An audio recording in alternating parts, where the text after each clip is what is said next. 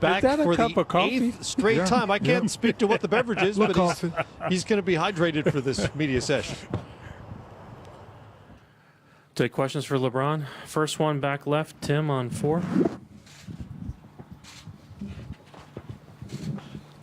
Tim Reynolds with the AP. Bron, all the way back. Tim Reynolds with the AP. Bron, what's the last couple of days for you been like, just as you go through the process of resetting the body and the mind, and kind of along those lines? I know that, you know, the numbers you put up so far in these playoffs, everyone's just sort of been gaga over them, but do you think there's still another level that you can get to in this series? I think that's to be seen. But for the last, couple of days, obviously we was able to finish our series off on Sunday in Boston. Monday was Memorial Day, so I got an opportunity to stay home with the family, barbecue, have a cookout. Kids had a heck of a time. I had a heck of a time just kind of just relaxing and decompressing until 9 o'clock Eastern time until I started watching the game and seeing who we were going to play. Going against the Warriors, the last 3 years in the finals, I kind of figured or thought, that they could get it done just because of the 18 of possible 21 finals games that I've played against them in the last 3 years. I've kind of figured that they would make it happen, just their championship DNA. So, and then yesterday, just a around-the-clock treatment. We had a workout before we left Cleveland. I got treatment on the 4.5-hour flight up here. We did a little prep yesterday. I got some more treatment, ate dinner. And I woke up this morning, worked out, like I always do. I got some more treatment and headed here to see you guys. So, the level that I can, play at is to be seen. But the level that I put into the game is, and put into my craft is who I am. So, numbers and things like that kind of take care of itself. But for me, I understand and I know how much I put into the game. So, everything else is okay. Jeff, on your right. Jeff Zilgett, USA Today.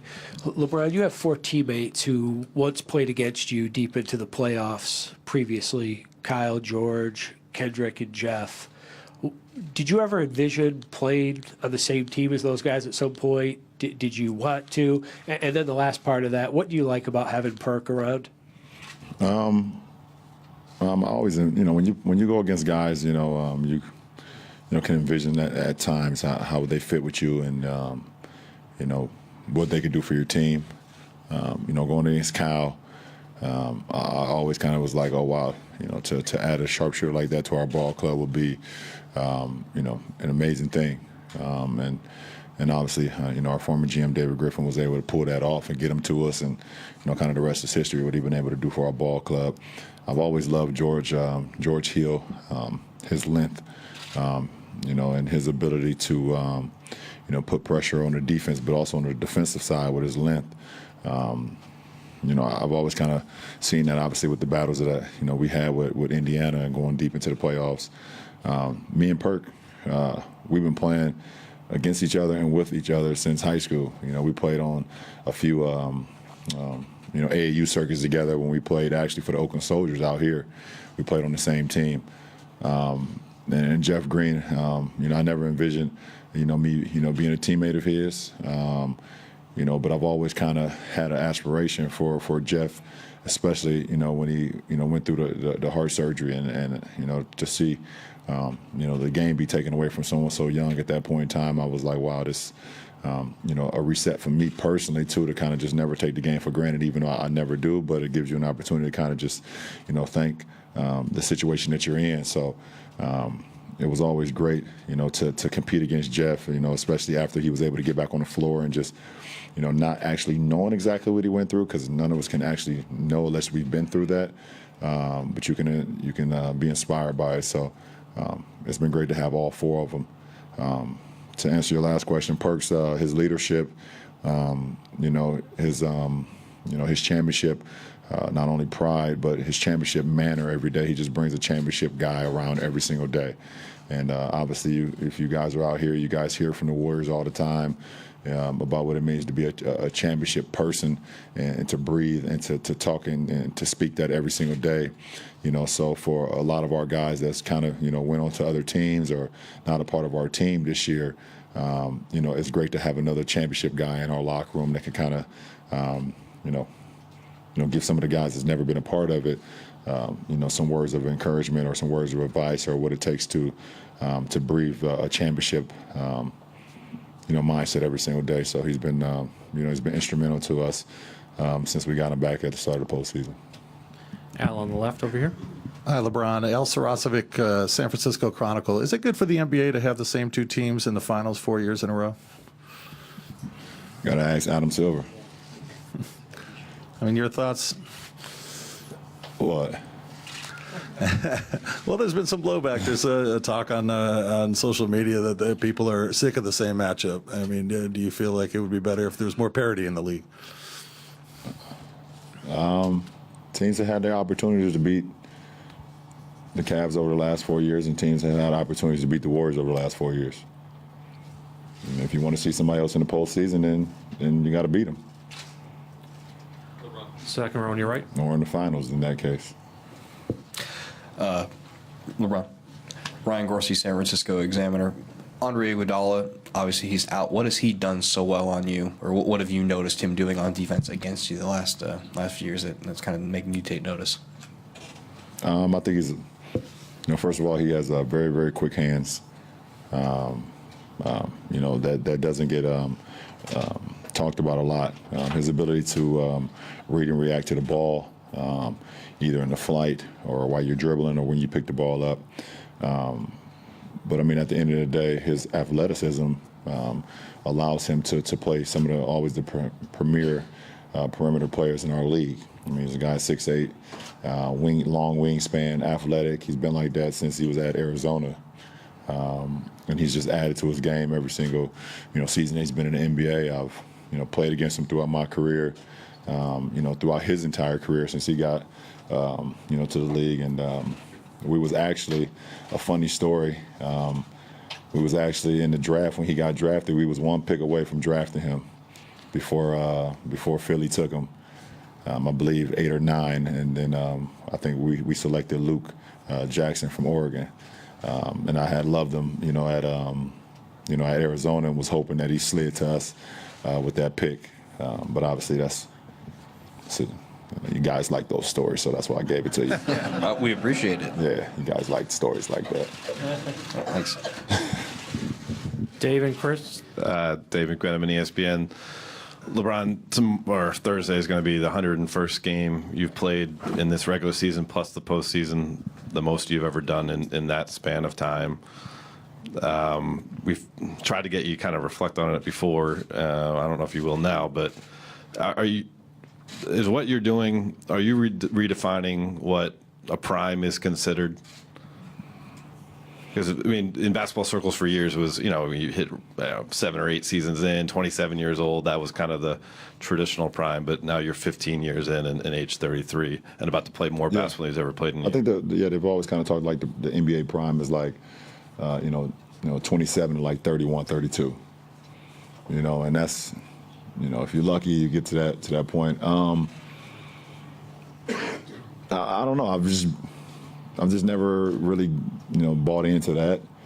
I've never bought into like a ceiling either. You guys always talk to me about, what's your ceiling, and I've always, kind of told you guys that I don't really have a ceiling. I want to just try to maximize, as much as I can, and be as good as I can. And I forgot. I'm not quite sure who I did a post-game interview after one of our games this year. I don't know if it was maybe Doris or. It was one of the great lady sideline reporters that we have that asked me, how do you feel and how are you still able to do this? And I told her that particular time, this is the best I felt in my career. Yeah, it was Cassie Hubbard. Okay, well, there it is. And I don't know if she believed me, and I don't know if you guys believe me, but I really felt that. And I continue to just play at an all-time level. Standard, for the rest of the season, and hopefully I can continue it, in this finals. And also, I've been blessed to be available. That's what I take pride in more than anything, is being available to my teammates every single day. And I think I've missed 1 or 2 practices a day because it's just, You know, when you live in Northeast Ohio and you have 4 seasons, you will get sick. But I've been available for my teammates and been a leader to my teammates all year, and I've put in the work. And it's allowed me to be able to tomorrow suit up for the 101 consecutive time. And, you know, and if I'm fortunate, I can suit up for, what was that, 108? We'll see what happens. And just quick follow-up, does that best feeling still apply, even with Larry Nance falling into your leg and playing 94 minutes to close out Game 6 and 7?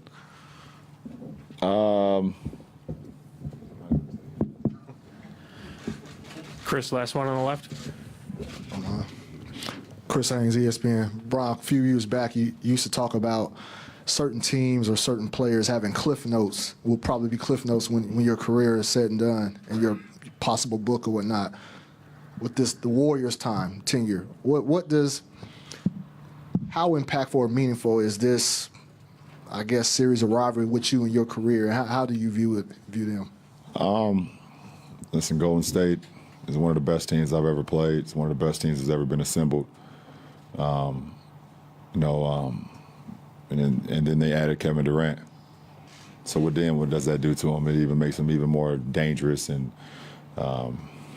even more powerful and great. And, and it's just, it's for me as a competitor, it's fun. It's truly fun. And to know when I'm done playing a game of basketball, to know I played against some of the greatest teams I ever played, ever been assembled. And this is one of them. You look at it, they got, 4 Hall of Famers on their team, and Clay, Dre, Steph, and KD. They got a Finals MVP that comes off their bench. They got a number 1, draft pick, or I think Sean Livingston 1 or 2 or something when he came out and fought back, and and he comes off their bench. They got an all-star power forward and David West who comes off their bench. It's just like whoever they kind of suit up or whoever they decide to be a part of, what they got going on over here is just a really, really high IQ basketball player and know how to play the game of basketball. So, at what chapter will the LeBron versus Warriors fit into my book? I have no idea. That's for myself and whatever writer I decide to pick. I'm available. I was about to say, I know one of you guys would love to be. Probably make a lot of money. But I mean, I don't know. Listen, I could sit here and say today that Golden State is they're a great team. They're a great team, and it's not even, I didn't even mention their head coach. I mean, their head coach is the one who kind of puts it all together, makes it all flow.